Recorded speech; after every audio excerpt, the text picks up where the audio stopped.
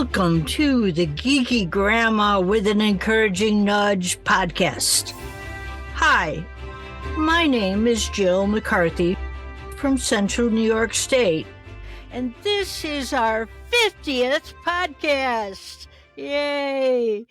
And today's guest is a very special privilege to introduce you to Deb Drummond. Let me read her bio and then we'll get to meet her in person. Deb Drummond lives in beautiful Vancouver, Canada.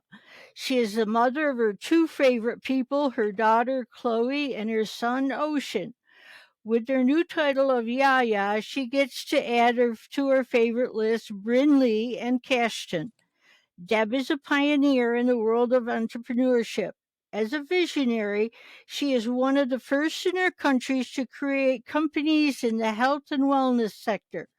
To date, she has created 7 companies and inspired thousands around the globe. She is an award-winning business owner with achievements that have never been done before. She is a leader in opening local and international markets. Deb's 30-year deep dive of study and training in top performance has built her reputation in the field as a speaker, mastermind trainer, and a personal coach. She has inspired, educated, and motivated audiences of over 20,000 to stand to their feet. In her private practice, Deb has personally worked with over 30,000 clients, moving them to a higher state of optimal health and wealth. As a well-known radio host of the Mission Accepted podcast, Deb interviews dynamic entrepreneurs, ultrapreneurs, creatives, and media professionals who reveal personal life stories and secrets to the success of making it in the world of entrepreneurship. Deb is the founder of Mission Accepted Media, where she creates anthologies and books about people and business. She is the creator of the ever-so-popular Top Performance Day Planner and Tracker. Deb loves music and is happiest when she's connecting people that she knows will benefit from meeting each other.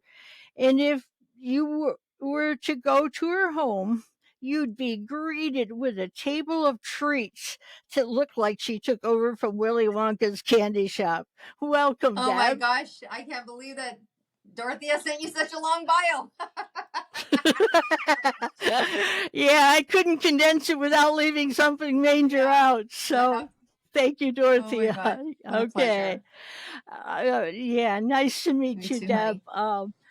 You to our audience out there, you just have to understand what this lady just went through yesterday. 9 hours of multiple people on Zoom. Would you start out there for the people? Oh, absolutely. We did an incredible, we are doing 22 summits to highlight and remind women to celebrate International Women's Day. And so yesterday we had hundreds and hundreds of women on a summit of 13 rock star speakers. And yes, I sat in the same chair and held space from 9 in the morning till 7 at night, bringing one rock star off and one stock. Yeah, it was fun, but it definitely took a certain level of energy. Well, as you can tell from her bio, she certainly does plenty in her everyday life, let alone one more that was super duper. So, Deb, you've been through so many things. Visionary.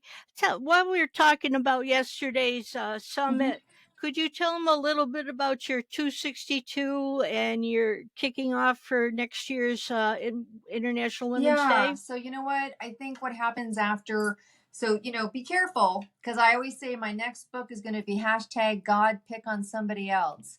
Because the more places you go in the world, like in terms of your business or your expansion or your vision or your passion, then, there's always that next step. There's always that next step. And, we all have choices. We can say yes and we can say no.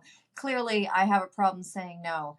And the vision came after 30 years of being an entrepreneur. And I think that's why. I mean, people say to me, why are you taking on such a big project? I don't think that you get given such a big project until you've had your ups and your downs and at least the universe knows that you can handle the twists and turns in a project of this degree. But there is a book that is going to be hitting the market, International Women's Day, and it really truly is about gumption.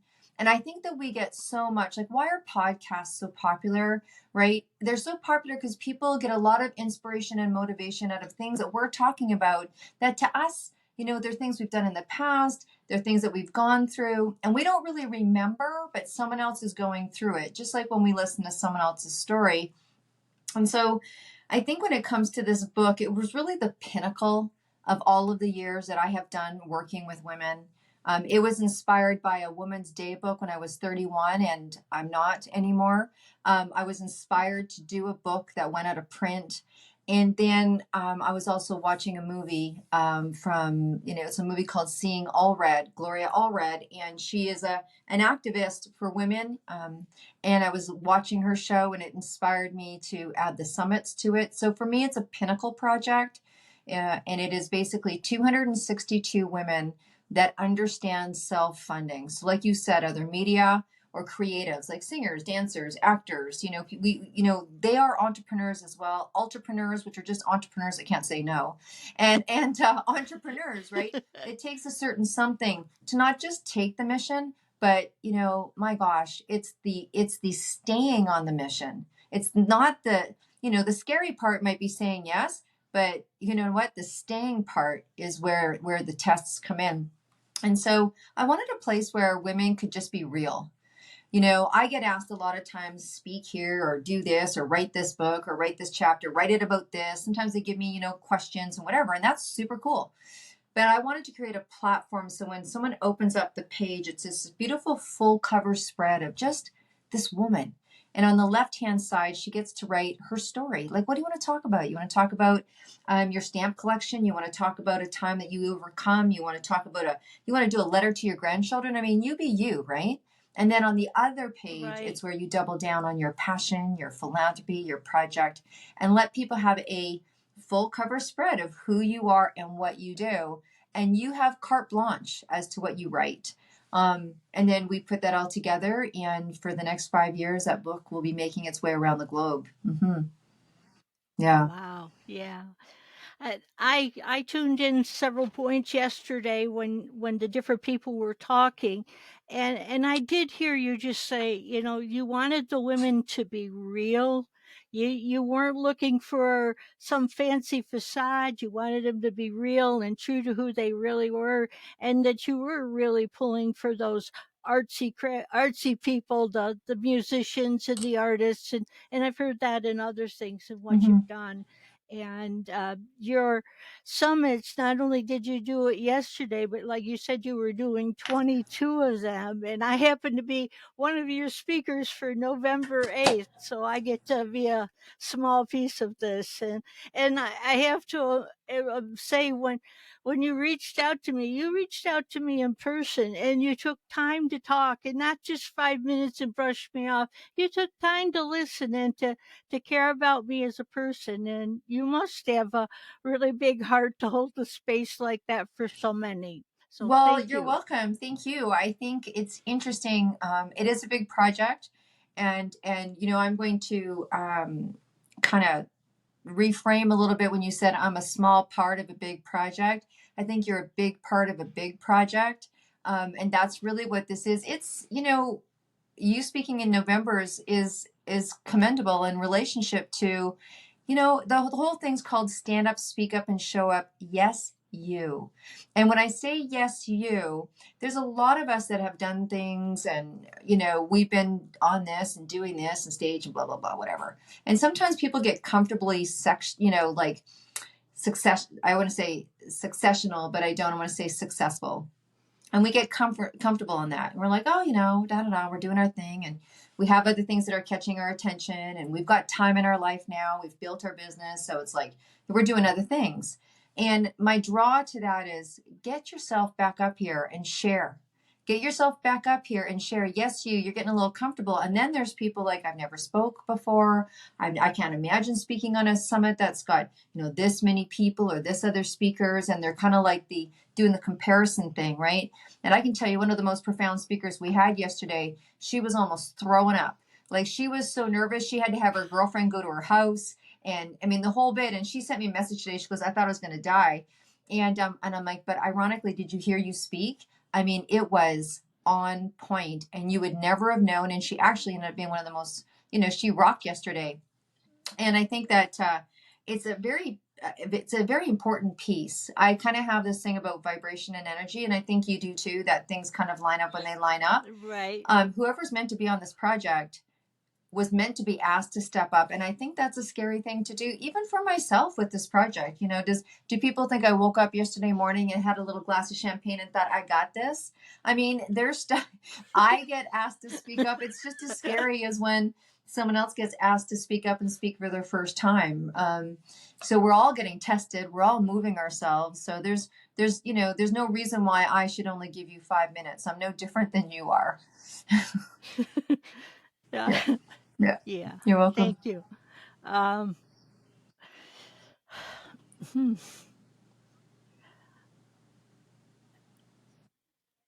just have to take that in for a minute. That's a lot to hear. My show is called The Geeky Grandma with an Encouraging Nudge, and my audience, I aim for 45 on up, but really whoever shows up to listen up. And that's what I want to do. Like a grandma would love you unconditionally, but she's not going to let you get in the way with living under your potential. And she's going to give you that little bit of a nudge to get out there. And those are the people that I bring on my show. And you really light the fire under a lot of people. You, like you said yesterday, you have a big platform. Your job is in creating platforms and the people who need to step up on those platforms. I love that. I love that. So, I really love when you say nudge, right? That you're not going to let people live under their potential. I mean, that's what I heard, right? And that Right. takes some courage, because sometimes when you push people, you're like, I always say to people, do I have permission to coach you? And they never say no, even if they're like, what are you talking about? And so then I get to say, hey, this is what I heard, kind of like what I just did with you right there, but I didn't ask your permission because we're on air and you're going to say yes. But but I love what you said there, because a lot of times we can't see what we're doing. We can't see when we're sabotaging ourselves, or we can't see when we're thinking small. And it takes someone like you to go, you know what? I don't think so. Just like as a grandmother, you'd be like, hey, you little something, something. Let me kind of straighten you out on that one. You know what I mean? Let me give you the real goods. Yeah. Let me tell you what I think. Let me tell you what I see. I love that. That's great. Yeah. So I love, as I was reading through your bio there, the word visionary comes out, and that kind of defines everything that you do. Is you were built to receive a big vision, and you have to be open to it. You have to say yes every time, every step as it gets bigger. And that isn't easy. It isn't comfortable, but you keep doing it. Um, I heard you talking yesterday. Excuse me a second. I get a No swallow. worries. Yeah, and I'll speak to that a little bit while you're doing that. I will agree it's not easy. I will agree it's not easy. I will agree. And I also know that it takes a lot of behind the scenes training to bring you to that kind of a point that you can handle whatever things are coming at you. I kind of laughed as I was waiting for us to connect here today. Just before, as it was just approaching time to be on, my dog starts barking. Of course, I've had her outside on the chain, door open, so she can do whatever she wants. And the dumpster truck Mm-hmm. comes, and of course that makes it. And a note comes up to say it's time for the podcast with Deb. And then you get on the air anyway. You have to be able to.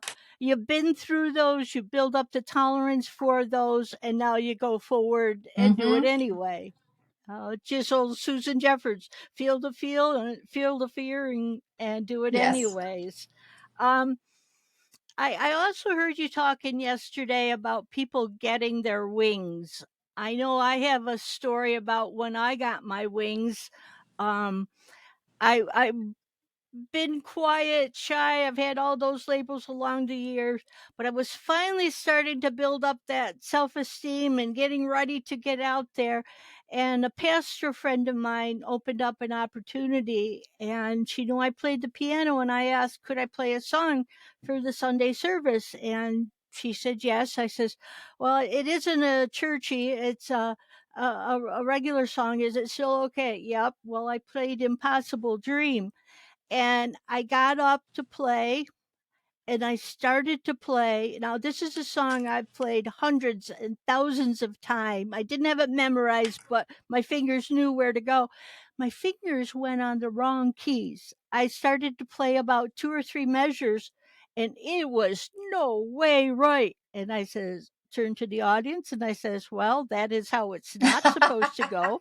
Now let me try that again. And and I did fine. And my son said, how did you have a problem? You play that all the time, Mom. And my pastor friend gave me a little plaque that had a black plaque, and it had this gold butterfly, and now you're ready to fly. And sometimes we need a mentor or somebody to hold the space so we can come to that place, so we can put it out there. And Mhm. did you ever have a point in your life where you got your wings, a season of life or a particular? Oh, I think that's, it's very interesting to say when I got my wings.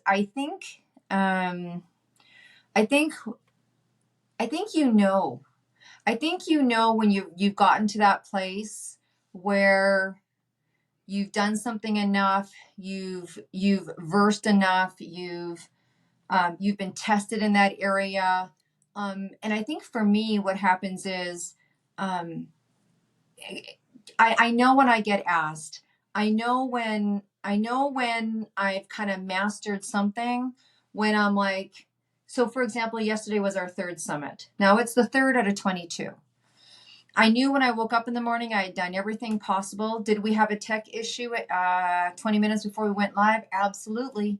Did I have to go for a walk? Absolutely. Did I think the world was crashing? Everything was going to? No. I was like, no. I think when you have a sense of calmness about, hey, can you speak on brain health? Sure. Can you just, like, then you've kind of earned your wings when it can kind of come off the cuff for me, right?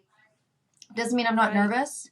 Doesn't mean I wasn't nervous about everyone showing up yesterday. We had, behind the scenes, there was stuff going on, like get that speaker up. I don't see that speaker yet. All that kind of stuff was going on.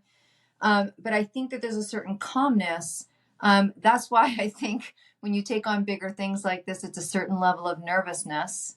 I think for me, it's just like when I used to do treatments, right? I had a private health studio. I've done 30,000 treatments.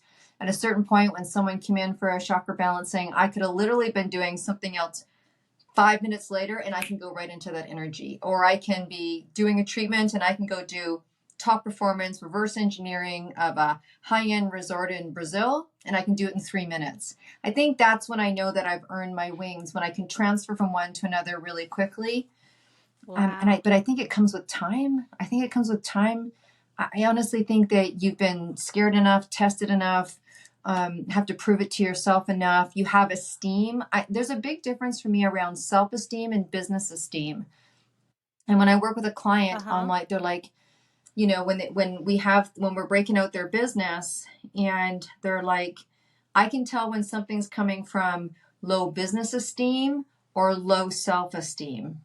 And when we can encapsulate, okay, this is your business, and this might be how you feel about yourself. And they're two different things, but have them feed each other.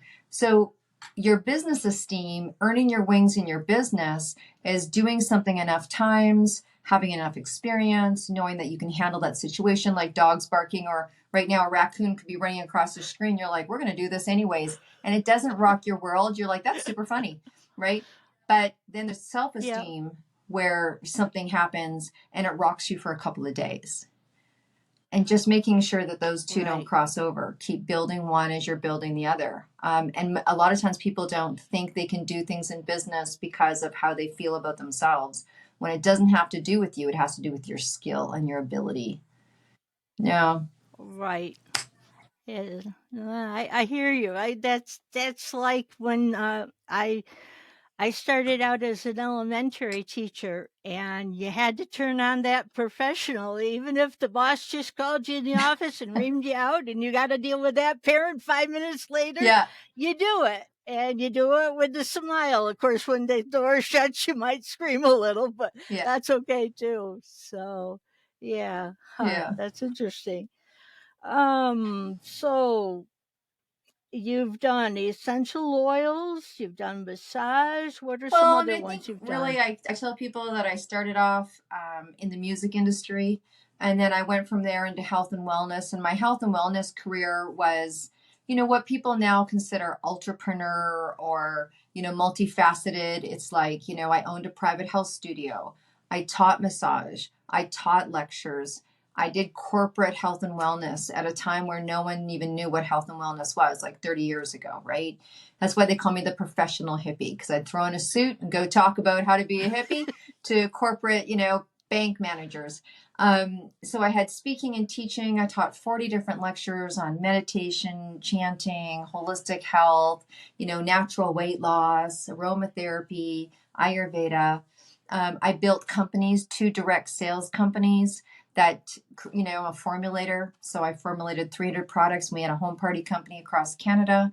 I taught gemstones. We had a gemstone jewelry company across Canada with the home party model, because I was raised in the home party model, and I think it's just such a beautiful, beautiful sales model, particularly for women. And so, I had a very variety in my health and wellness career. I still to this day teach and MC wellness events. But as I started to become successful in business, one of the first places that I was asked to speak and teach about success in business was marketing for the holistic practitioner, because by nature, being a servant leader, as we are, we'll bleed. You know what I mean? Like you may not, you can't afford us. That's okay. Well, we have a hard time charging for our service because this is what we're meant to do. And there's this whole mindset around money and spirituality and receiving and giving and all that kind of groovy stuff. So I started working with that. So I was successful in a field that by nature people weren't successful in. And then being such an advocate of the direct sales world, I built 2 direct sales companies. And that was also in the sector of health and wellness. And then I took a section of that on how to be successful in business, in acquisition in that industry and out of that industry. And that's what I do a lot of training on now. And then being the entrepreneur at heart and helping other entrepreneurs at heart, doing that servant leadership, that's where the media company comes in, where I create all these platforms for you guys to come have success from as well. So it doesn't sound like it really goes together, but from a servant leadership and helping people here and creating platforms so people can, I'll create the platform and you go help people, I'll help you help them, that kind of thing. That's where it's kind of all come together. Yeah, but it takes all the pieces to make things come together. Yeah.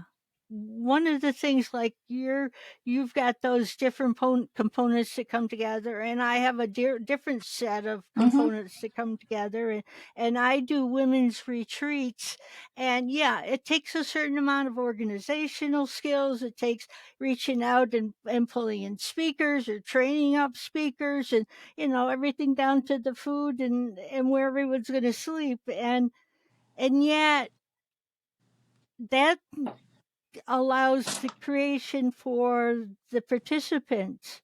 But sometimes I get a special treat for me, that I see those, I call it God incidences in the meantime. Do you ever get those in the big projects? I had them all day yesterday. Like, when I'm sitting there and I'm holding space, which you understand, because when you hold retreats, you've got people having their own process, and you're that pillar, you're the safety, you're the structure, you're the foundation for everyone to have their process, right? And so that's a huge energy hold, right? That's a huge, and you're doing it from Friday till Sunday or whatever your retreats are. I appreciate that so much, because I speak at a lot of retreats, and I'm like, okay, sister, you got this. And the orchestration of it. But yesterday, the beautiful thing is, as you know, even as a facilitator, there's things that are going in. When a speaker's speaking, I'm like, oh, this one's for me. And I'll also write down and I'll shift because she's speaking, she's holding space, and I'll take those moments to receive. So I have a lot of joy in all the emails that I get later, the next day, the speakers, oh my gosh, I've never seen anything like it. I enjoyed myself, blah, blah. I love when I see people having business and success because that's what they're there for, to have exposure. I get a lot of, those hits when I actually see it happen. Like when I know that there's a woman speaking and she's nailing it and she was nervous or she doesn't know, or when I see her asking, or so yeah, there's a lot of aha moments. There's a lot of confirmation moments. And there's a lot of ownership moments too, right? Where when I'm talking to a woman, like even today, I'm like, okay, so if you're going to do this, this is my part. This is what I'm going to do for you. And this is yours. And you need to commit to doing this, because if you want to get the success that I'm saying that you'll get out of this, these are the things that you're going to need to do. Right? Yeah. Yep. Yeah. You got it.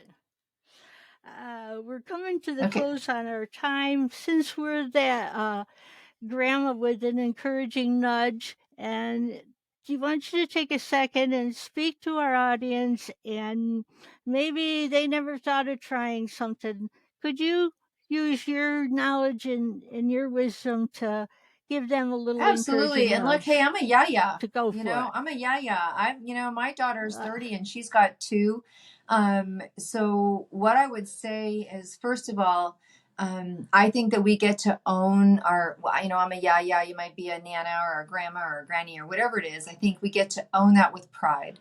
I think that we need to really realize, particularly now in a time where if I don't do social media, I can't do it. Oh my gosh, doing a podcast would be so intimidating. Oh my gosh, I wouldn't know how to start something now because I'm not, versed in technology and whatever. I'll tell you something. My 19-year-old son is starting his first company, and there's things that we have that they still need to earn, like that your word is as important as a signed contract, that a handshake is a handshake, and there is nothing more important than a handshake.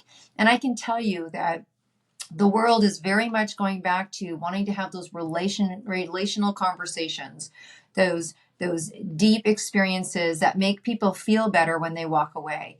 And that's our generation.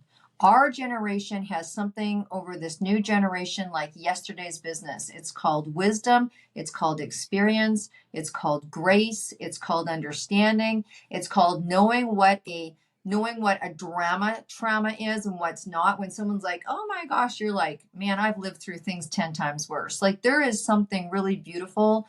And so when you take a risk now in your life, or you want to move forward, or you want to do something because you're nudging them, Jill, because Jill's nudging you guys to kind of step out of your box, do not for 1 minute underestimate the skills that you have just being on the planet. You cannot learn that in school. You have to earn it. And our bruises sometimes go all the way deep to our core. And there's things that we have a hard time shaking off, but there's one thing we have, and that is appreciation of life. It's appreciation of the day. And really, I think we have an obligation to utilize our days to our highest level, to our highest calling, whatever that calling is, right? My son's turning into an entrepreneur at 19 because he was raised in a house with a woman that fell down and got back up. My granddaughter, right? She's got spunk. Right. I was like, ooh, there's like a little mini me. Yeah, there's some karma. There's some karma to my daughter. But never underestimate the power of experience, because it will win over technology. It will win over finances. It will win every single time. So there's no need to be afraid after what we've experienced by the time that we're our age. There is no need to be afraid of anything. If anything, they should be afraid when you put your feet on the floor in the morning. They're like, okay, she just got up. He just got up.